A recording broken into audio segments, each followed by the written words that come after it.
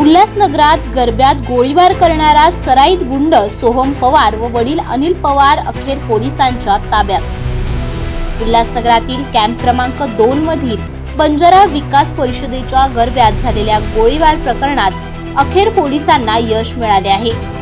दहशत निर्माण करणारा सराईत गुंड सोहम पवार आणि त्याचे वडील अनिल पवार यांना गुन्हे शाखेच्या पथकाने अटक केली असून त्यांच्या ताब्यातून पिस्तूल जप्त करण्यात आली आहे।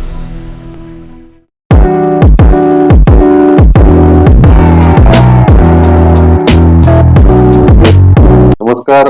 उल्हासनगर पोलीस स्टेशन अंतर्गत सदरची ही घटना आहे। काल रात्री 12:30 ते 1च्या दरम्यान हा प्रकार घडलेला आहे।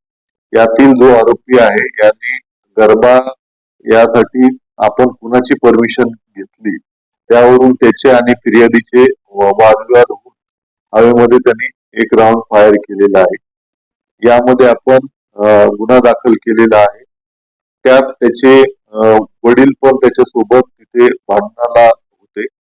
एकंदरीत दोन्ही व्यक्तींविरुद्ध आपण गुन्हा दाखल केलेला आहे आणि आता संबंधितांना आपण ताब्यात घेतलेले आहे। याविषयी सविस्तर तपास जे आहे ते उल्हासनगर पोलीस स्टेशनचे अधिकारी कर्मचारी करत आहेत।